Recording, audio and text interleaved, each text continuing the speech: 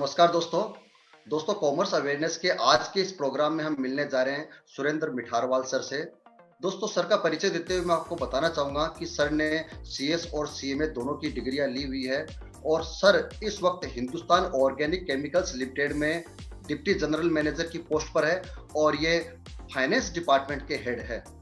और बच्चों इससे पहले भी सर राष्ट्रीय इस्पात निगम लिमिटेड में चीफ मैनेजर की पोस्ट पर रह चुके हैं और सर का एक वास्ट एक्सपीरियंस देखते हुए आज हमने सर को इनवाइट किया है और सर हमको कॉमर्स में किस तरह से एक बच्चा अपना कैरियर बना सकता है इसके बारे में जानकारी देंगे। तो सर आपका इस प्रोग्राम में बहुत बहुत स्वागत है सर। धन्यवाद, thank you very much. Sir हाँ बताइए। सर जनरली एक बच्चा जैसे बीकॉम कर लेता है और आप चूंकि इंडस्ट्री से जुड़े हुए हैं तो आपको पता है कि बीकॉम करने के बाद बच्चों को किस तरह की जॉब मिलती है और किस तरह के क्या पैकेज मिलते होंगे सर इस वक्त। चौहान साहब ने बहुत ही अच्छा क्वेश्चन पूछा एक्चुअली कि बीकॉम करने के बाद में या डिग्री लेने के बाद में कितना सैलरी वाला जॉब मिलता है। ऐसा ही क्वेश्चन जब मैं पढ़ता था तब मैं भी अपने टीचर से पूछा करता था। जब मैं ICW कर रहा था मेरा पहला क्वेश्चन होता था, सर ये डिग्री करने के बाद मुझे सैलरी कितनी मिली? और मुझे हमेशा एक आंसर मिलता था, दैट डिपेंड्स ऑन यू। और मैं तो उस टाइम पे कॉस्ट अकाउंटिंग कर रहा था, लेकिन जब हम बात करते हैं बीकॉम की, देखिए कोई फर्क नहीं पड़ता बीकॉम है, बीए है या बीएससी, सिर्फ आपके पास 3 डिग्रियां हैं और इस डिग्री के बेसिस पे ही आप जॉब हासिल करना चाहते हैं तो ट्रूली स्पीकिंग आपको 12 से 15 हजार, सिर्फ आपके पास डिग्री है, डिग्री के अलावा कोई स्किल्स नहीं है। तो हाँ, डिग्री के अलावा आपके पास बहुत सारे स्किल्स हैं एक्स्ट्रा, तो आपकी job you can say starting में 15,000 से लेके 35,000 इजीली चलती। स्पेशली कॉमर्स ग्रेजुएट के लिए 15 से लेके 35 के बीच की हम लोग रेंज लेते। अब डिपेंड करता है बच्चे के पास में डिग्री के साथ साथ और क्या कितना नॉलेज है उसके, उस पर सब डिपेंड करता।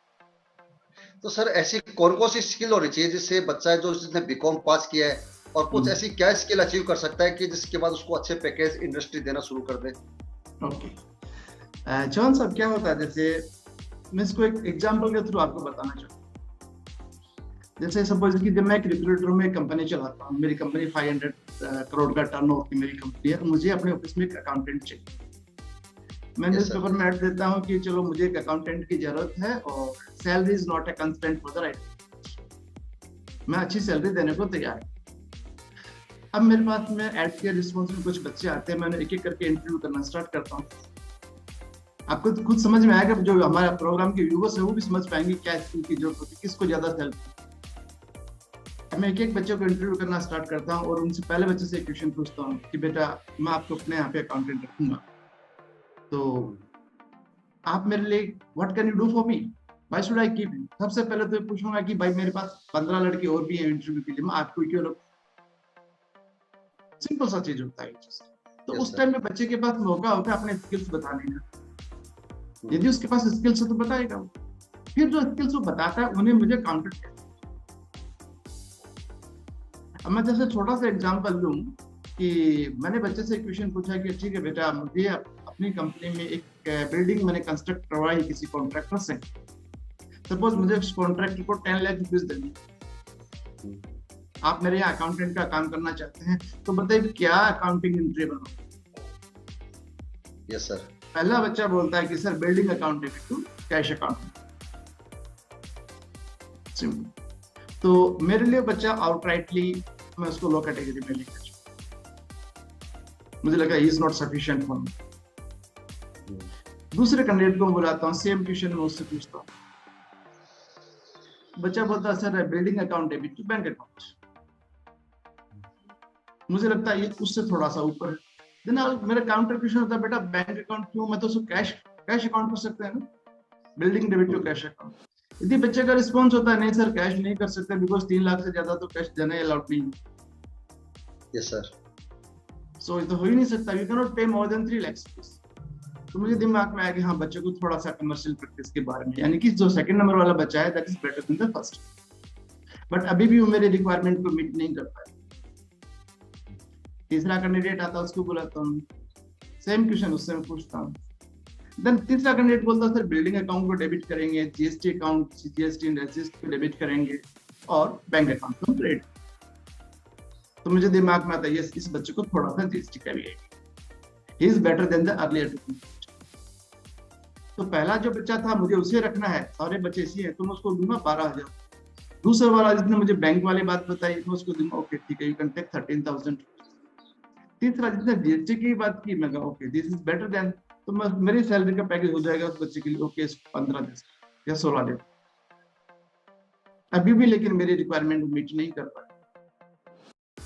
चौथा कैंडिडेट मैंने बोला है, उससे पूछता हूँ सेम क्वेश्चन कि बेटा बिल्डिंग कंस्ट्रक्ट करवाई है, 10 लाख रुपीज कॉन्ट्रैक्ट को पेमेंट करना है, क्या अकाउंटिंग और किस किस चीजों का ध्यान रखें। तो बच्चा बोलता है सर हम बिल्डिंग अकाउंट को डेबिट करेंगे, जीएसटी अकाउंट्स को डेबिट कर देंगे, और कॉन्ट्रैक्टर है तो उसका हम टीडीएस काटेंगे, टीडीएस अकाउंट को क्रेडिट करेंगे और बैंक अकाउंट को हम क्रेडिट करेंगे। अब मुझे दिमाग में आता है कि यस इस बच्चे को थोड़ा जीएसटी का भी आइडिया है, थोड़ा इनकम टैक्स का भी idea, because is talking about TDS. जब हम कॉन्ट्रैक्टर को पेमेंट करते हैं तो टीडीएस को डिडक्ट करने की बात। तो मेरा देगा ओके आई कैन, इस बच्चे को मुझे ट्रेनिंग ज्यादा लेने की जरूरत नहीं है, जल्दी पिकअप करेगा, I can give him 18 to 20 रफली। नेक्स्ट कैंडिडेट आता है 5th नंबर वाला, उससे बात कर। 5th वाला कैंडिडेट बोलता है सर हम बिल्डिंग अकाउंट को डेबिट करेंगे, हम जीएसटी अकाउंट्स को भी डेबिट करेंगे, राइट। उसके बाद हम लोग टीडीएस अकाउंट को क्रेडिट करेंगे और हम कॉन्ट्रैक्टर अकाउंट को भी क्रेडिट करेंगे, हम बैंक अकाउंट को क्रेडिट नहीं करेंगे। ऐसे में बेटा कि हम तो कैश इमीडिएट चेक दे रहे हैं ना, बैंक को क्रेडिट करना है, उन्हें नहीं सर हम उसको क्रेडिट नहीं कर सकते, क्योंकि ऐसा करने से उस हमें टीडीएस क्रेडिट जीएसटी क्रेडिट लेना है, तो हमें जो कॉन्ट्रैक्टर है ये अपना जीएसटीआर फाइल करेगा, हमें अपना जीएसटीआर रिटर्न्स फाइल करना। तो पहले हम लायबिलिटी क्रिएट करेंगे इस कॉन्ट्रैक्ट को पे करने के लिए, तो पहले हम कॉन्ट्रैक्टर को क्रेडिट करेंगे, उसके बाद हम दूसरी अकाउंटिंग एंट्री एक और बनाएंगे, उसमें कॉन्ट्रैक्टर अकाउंट डेबिट करके बैंक अकाउंट को हम करेंगे। तो मुझे लगता है yes this boy is somewhat meeting my requirements. तो मेरा जो बजट है उसको पेमेंट करने का आता है ना, I will offer him okay 25, right. उसके बाद नेक्स्ट कैंडिडेट और आता है, उससे पूछता हूँ, वो बोलता हाँ सर बिल्डिंग अकाउंट को डेबिट किया जाएगा, जीएसटी अकाउंट्स को डेबिट किया जाएगा, टीडीएस अकाउंट को क्रेडिट करेंगे, कॉन्ट्रैक्टर अकाउंट को क्रेडिट करेंगे, और उसके साथ साथ ये पहला एंट्री बनेगा, इसे हम लायबिलिटी क्रिएट करेंगे। दूसरा अकाउंटिंग एंट्रीज लायबिलिटी को हम डिस्चार्ज करने के लिए करेंगे, उसमें हम लोग कॉन्ट्रैक्टर अकाउंट को डेबिट कर देंगे और बैंक अकाउंट को क्रेडिट कर देंगे, और साथ में कुछ उस कॉन्ट्रैक्टर के अमाउंट हम लोग विदहेल्ड करके भी, तो हम लोग एसडी अकाउंट को भी कुछ क्रेडिट कर देंगे यदि हमारे कॉन्ट्रैक्ट टर्म्स में है तो। एसडी क्यों लेंगे सर, उसने बिल्डिंग बनाई, कल को उसमें कुछ डिफेक्ट आया तो हम कुछ उसका पैसा हमें अपने पास में होल्ड करके रखना है कुछ limited time, so that we can call him back. तो मुझे लगता है yes this boy is better than the other earlier one. और पूछना चाहूंगा उससे, जब उसने इतनी अच्छी बात की तो मेरा ऑटोमेटिक इंटरेस्ट होगा इससे और कुछ पूछो। Then again I ask him और किस चीज का ध्यान रखें सर, हम ये भी ध्यान रखेंगे, बच्चा बोलता है कि सर हम ये भी ध्यान रखेंगे कि कॉन्ट्रैक्टर ने अपने लेबर को सैलरी दी है कि, हम ये कंफर्म करेंगे कॉन्ट्रैक्टर से, लेबर को वेजेस रिसीट मंगवाएंगे, यदि उसने अपने लेबर को सैलरी दिया है तो फाइन, नहीं दिया है तो हम लोग जितना लेबर का सैलरी बनता है मिनिमम वेजेस के हिसाब से उतना हमारे पास विथहोल्ड करते हैं। देन आई आस्क हमें क्या लेना, अपने लेबर को दे रहा है कि नहीं, suppose I put a counter question on you, then he tells कि सर वो एक्चुअली हम we are becoming the principal employ for that labour. यदि कॉन्ट्रैक्टर अपने लेबर को सैलरी नहीं दे रहा है तो we are responsible to pay the salary. तो हमें इंश्योर करना है उसका फाइनल पेमेंट करने से पहले कि कॉन्ट्रैक्टर ने अपने लेबर को सैलरी दी है। हमें ये भी देखना है जब कॉन्ट्रैक्टर की लेबर हमारी फैक्ट्री की प्रेमाइसेस में आ रही है वेदर उनका इंश्योरेंस है कि नहीं। सपोज कोई एक्सीडेंट हो जाता है यहाँ, इट बिकम्स आवर लायबिलिटी, तो लेबर जो इंटर कर रही है हमारी कंपनी प्राइसेस में, जैसे उनका इंश्योरेंस होना जरूरी है। उस लेबर का कॉन्ट्रैक्ट में पीएफ पेमेंट कर रहा है कि नहीं कर रहा, वो भी हमें देखना। देन मुझे लगता है yes this is the best for what I am searching for. I'll say okay, I'll give you 30%. तो ये स्किल्स हैं एक क्वेश्चन था सभी बच्चों से, उस क्वेश्चन के आंसर पे डिपेंड करता, मुझे पता चलने लगता है कि इस बच्चे में कितने स्किल्स है और उसकी स्किल्स के हिसाब से ही उसकी सैलरी डिपेंड। उसमें कोई बच्चा कहता है सर मुझे तो अकाउंटिंग सॉफ्टवेयर भी चलाने आते हैं, देन allocate 2 more। ये सारी चीजें तब आप शायद आपको समझ में आया हो मेरी बात को कि सैलरी कैसे एक ही जॉब के लिए सैलरी कैसे वेरी करती। Yes sir. तो सर आपने इतनी सारी स्किल्स बताई कि एक बच्चे को जीएसटी भी आना चाहिए, इनकम टैक्स की भी थोड़ी बहुत नॉलेज होनी चाहिए। तो सर मैं आपसे एक बात जानना चाहता हूँ कि जीएसटी तो एक बहुत ब्रॉड सब्जेक्ट है, तो जीएसटी पूरा तो हर बच्चे को ये नहीं कह सकते कि सब कुछ उसको आता हो, तो उसमें ऐसी क्या मेन चीज है जो उस बच्चे को आनी चाहिए और वो इंटरव्यू को आराम से क्रैक कर जाए? जीएसटी बहुत बड़ा सब्जेक्ट है एक्चुअली, और हम एक बीकॉम ग्रेजुएट से एक्सपेक्ट नहीं कर सकते कि उसे काफी कमांड होनी चाहिए। Of course chartered accountancy level पे हम लोग सोच सकते हैं कि उसे काफी नॉलेज होना चाहिए, but when talking about BCom level, accountant level, हम ज्यादा उम्मीद नहीं करना चाहिए, और कोई भी एम्प्लॉयर ज्यादा उम्मीद नहीं करता, बिकॉज वो फ्रेशर ले रहा है, उसे स्टार्टिंग का एक वर्क देना होता है। लेकिन वर्किंग नॉलेज जैसे जीएसटी क्या है, इनपुट टैक्स क्रेडिट क्या है, सीजीएसटी कब लगता है, एसजीएसटी कब लगता है, रिवर्स चार्ज मैकेनिज्म क्या है, जीएसटी में कौन कौन से रिटर्न्स फाइल किए जाते हैं, उनका ड्यू डेट क्या है, रिटर्न्स कहाँ फाइल किए जाते हैं, कैसे फाइलिंग होती है। तो हम यदि इसका जीएसटी का बजट में समरी नोट कुछ बनाना चाहें, तो ये जो इंटरव्यू क्लियर करने के लिए और अपना नॉलेज डिस्प्ले करने के लिए और knowledge basic working knowledge acquire करने के लिए जीएसटी का वो नोट्स बनाता है या कोई रेडीमेड से नोट्स होते हैं, तो I think some 30 to 50 pages में सारा काम जाने, बिकॉज कॉम्प्लिकेशंस में नहीं जाना है। सर्च कैसे होती है, ऑडिट कैसे होता है जीएसटी का, रजिस्ट्रेशन कैसे होता है, क्योंकि वो स्टार्टिंग कर रहे हैं, तो उसे बेसिकली हम जो अपने बिजनेस ट्रांजैक्शंस रिकॉर्ड कर रहे हैं विद सेल और परचेज और व्हाटएवर इट इज, तो उसमें जीएसटी का क्या इंप्लीकेशन होता है, तो बच्चे को उतना जरूर मालूम। सर ऐसे जैसे इनकम टैक्स है, इनकम टैक्स भी काफी बड़ा सब्जेक्ट है, तो इनकम टैक्स में उसको क्या क्या नॉलेज होनी चाहिए बीकॉम बच्चे को कि उसको वहां पर इंटरव्यू में दिक्कत ना है और वहां पर अपना वो काम भी आसानी से कर सके? तो ऑफ कोर्स इनकम टैक्स तो भी काफी बड़ा सब्जेक्ट जैसे आपने बोला, बट अगेन बीकॉम लेवल पे आप एंट्री जॉब्स में जाते, आपको पूरा इनकम टैक्स कवर करने की जरूरत नहीं। आप पढ़ रहे हैं डेप्रिसिएशन पे कैसे लग रहा है या कुछ इंटरनेशनल टैक्सेशन पढ़ रहे हैं, नॉट नीडेड। बेसिक चीजें आपको मालूम होनी चाहिए, जैसे इनकम टैक्स के रेट्स क्या है, इंडिविजुअल के लिए क्या रेट्स है, कंपनीज के लिए क्या रेट्स, आपको मालूम होनी चाहिए। कुछ सैलरी के टैक्सेशन के बारे में मालूम होना चाहिए, सैलरी का बेसिक नॉलेज को होना चाहिए। उसके अलावा TDS, advance taxes, TDS and TCS, उसके बारे में अच्छी नॉलेज, क्योंकि बिजनेस ट्रांजैक्शन रिकॉर्ड करते टाइम पे टीडीएस सबसे ज्यादा काम आता है। फिर उस टीडीएस को हमें पेमेंट करना होता है, तो उसकी रिटर्न्स कैसे फाइल करनी होती है, कैसे पेमेंट करना है, वो सब एंट्री लेवल के बच्चों को TDS, advance taxes, TCS, returns and basic taxation about the self sufficient. क्यों हम बहुत ज्यादा बीकॉम लेवल पे हम इनिशियली उसको एज अकाउंटेंट रख रहे हैं, तो उसे बहुत ज्यादा उम्मीद नहीं करते, और ना उसे बहुत ज्यादा काम करना है, उसे बेसिक वर्क ही करना है स्टार्ट। बड़ा काम करने के लिए, इन डेप्थ जाने के लिए चार्टर्ड अकाउंटेंट्स होते हैं वहाँ, senior chartered accountants. Yes sir. तो उस बच्चे को उन सब चीजों में उलझ के अपना टाइम वेस्ट करने का जरूरत नहीं है। जो बेसिकली हम day to day transaction record करते हैं, जो जनरल के ट्रांजेक्शन होते हैं, उसमें क्या क्या चीजें इम्पैक्ट आ सकती है, क्या क्या चीजें आती हैं, क्या क्या चीजें इंपॉर्टेंट होती है, सफिशिएंट। सर एक जैसे बीकॉम का बच्चा होता है तो 3 साल उसके पास टाइम होता है, वो अपने एजुकेशन के साथ साथ कोई अकाउंटिंग सॉफ्टवेयर भी सीख सकता है। तो सर आप इंडस्ट्री से जुड़े हुए हैं, तो आप बताएगा कि कौन कौन से अकाउंटिंग सॉफ्टवेयर मार्केट में अवेलेबल है और जिनको एक बच्चा बीकॉम के साथ सीख करके अपनी जो स्किल है उनको एनहेंस कर सकता है? राइट। एक तो देखिए क्या है कि बच्चे के पास में प्रैक्टिकल अकाउंटिंग का कॉन्सेप्ट, प्रैक्टिकली अकाउंटिंग कैसे, वो थ्योरेटिकल से थोड़ी सी डिफरेंट होती है, बुक्स में हम जो सीखते हैं उससे थोड़ा सा डिफरेंट। Yes sir. थोड़ा सा ब्रॉड व्यू होता है, अंडरस्टैंड करना होता है, एक तो वो है। दूसरा, अकाउंटिंग सॉफ्टवेयर पे जाने से पहले उसके अकाउंटिंग कॉन्सेप्ट बहुत अच्छे से क्लियर होने चाहिए। Yes sir. तो जब उसके अकाउंटिंग कॉन्सेप्ट क्लियर हो जाएंगे और उसके बाद में उसके जीएसटी से रिलेटेड, इनकम टैक्स से रिलेटेड ये चीजें उसकी क्लियर है, उसके बाद में ही कैन स्टार्ट लर्निंग सॉफ्टवेयर। तो इंडिया में अकाउंटिंग सॉफ्टवेयर के नाम पे बहुत सारे सॉफ्टवेयर हैं, लाइक टैली बहुत famous, Zoho books, easy books, busy, quick books and one is SAP. तो सारे अकाउंटिंग सॉफ्टवेयर लर्न करने की जरूरत नहीं है, इंडिया में बेसिकली सबसे ज्यादा चलता है टैली सर। तो उससे टैली के अच्छा नॉलेज। टैली सीखना बहुत इजी है, बहुत ही user friendly software.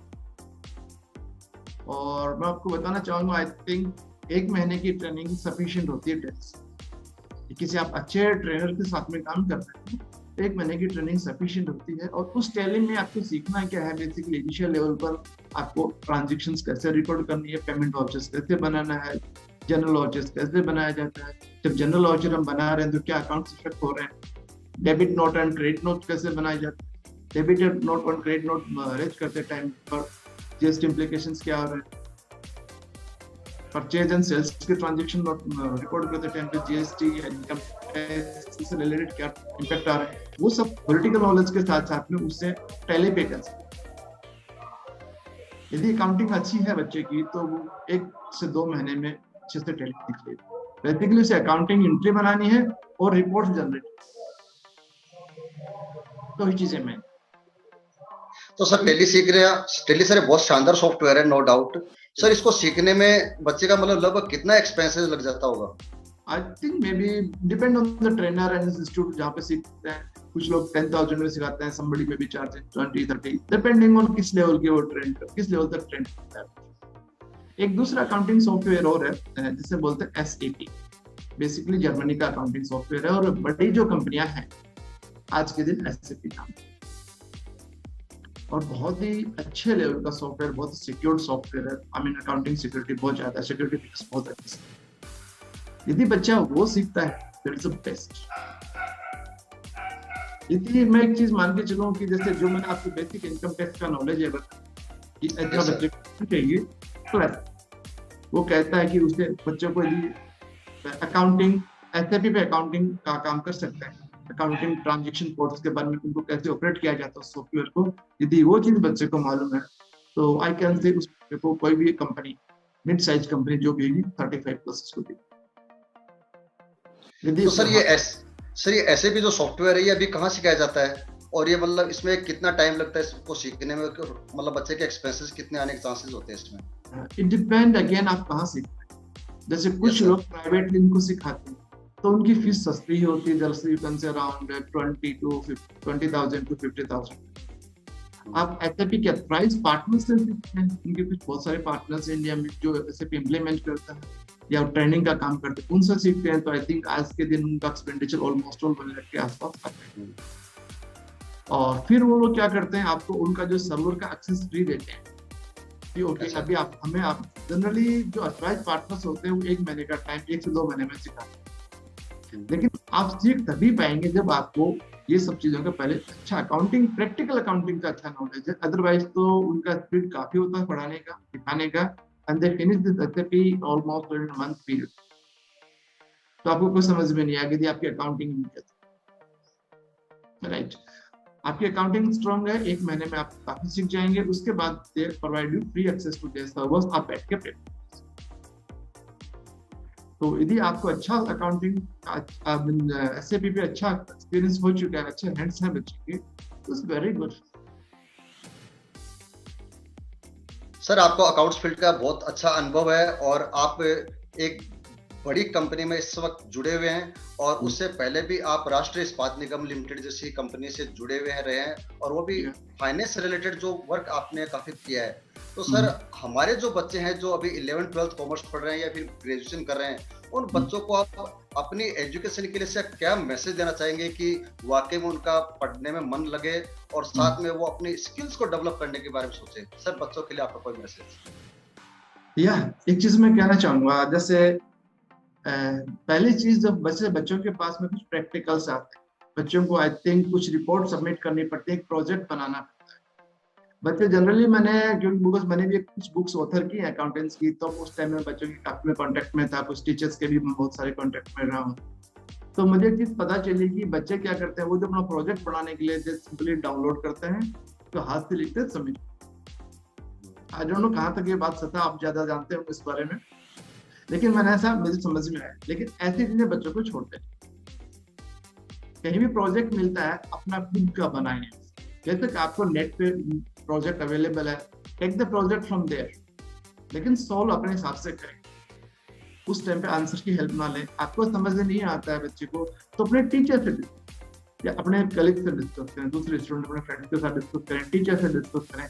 Ready answer पर नहीं जाए, पहली चीज।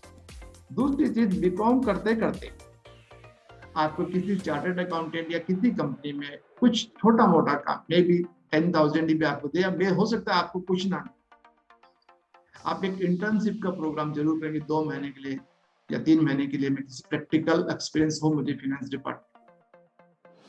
तो ये चीज यदि बच्चा अपने कॉलेज के साथ साथ कर लेता है, तो उससे एक तो क्या, उसकी पढ़ाई वो बोरिंग टाइप में ट्राई नहीं लगेगी, क्योंकि वो जो सीख रहा है वो यूज कैसे हो रहा है वो वहां देख लेगा था। जब देख लेगा वो, तो उसे और ज्यादा लर्न करने की इच्छा हो।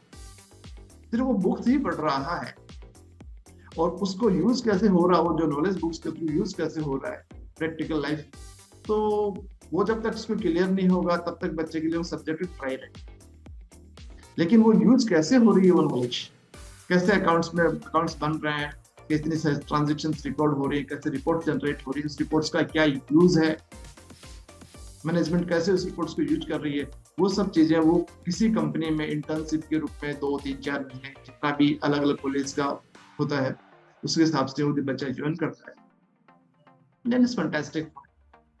मैं आपको एक छोटा सा चीज बताता हूँ। जैसे मेरे यहाँ पे मेरी कंपनी में कुछ बच्चे इंटर्नशिप के लिए आते हैं, उसमें चार्टर्ड अकाउंटेंट्स भी हैं, कॉस्ट अकाउंटेंट्स भी हैं जिन्होंने इंटर क्वालिफाई कर लिया, कुछ एमबीए वाले। कुछ बच्चों का ऑब्जेक्ट होता है कि 4 महीने उनको वक्त मौका मिला तो 4 महीने वो दिल्ली आते, दिल्ली आएंगे, Delhi they are in search of some job कि हमें आज कुछ काम करने को मिले।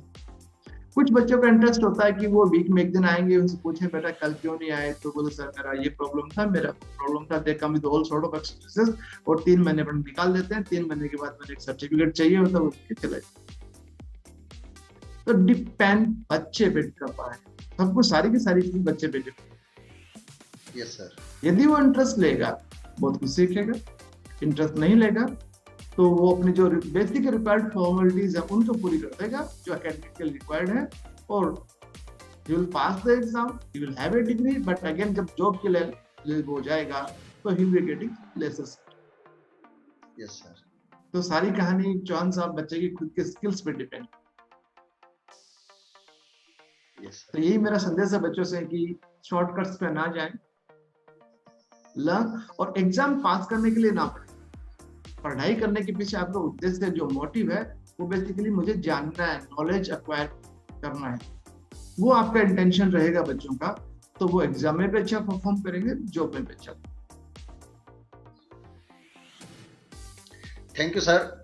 तो बच्चों अभी आपने सुरेंद्र मिठारवाल सर को सुना, जिन्होंने बताया कि अगर कोई बच्चा कॉमर्स सब्जेक्ट को लेकर के अपनी स्किल को डेवलप करता है तो वो अच्छी से अच्छी पोस्ट पे भी पहुंच सकता है और बहुत अच्छे इंडस्ट्री में पैकेज भी पा सकता है। लेकिन सबसे पहले आपको क्या करना होगा, जैसा सर ने आपको बताया कि अगर आप अपनी एजुकेशन में जो कॉन्सेप्ट है, अकाउंट्स के जो कॉन्सेप्ट है उनको सही ढंग से समझते हैं और उसकी प्रैक्टिस करते हैं, और फिर उसके बाद किसी इंडस्ट्री में किसी सीए के पास, सीएमए के पास, या फिर कंपनी सेक्रेटरी के पास, या फिर किसी टेली संस्थान में या एसएपी का कोर्स करते हैं और अपनी स्किल को डेवलप करते हैं, तो इंडस्ट्री आपको मौका देने के लिए सदैव तैयार है। और यदि आप स्किल सीखने की बजाय सिर्फ अपनी किताबी ज्ञान पर फोकस करते हैं तो फिर आपको स्ट्रगल करने के अलावा कुछ बचता भी नहीं है।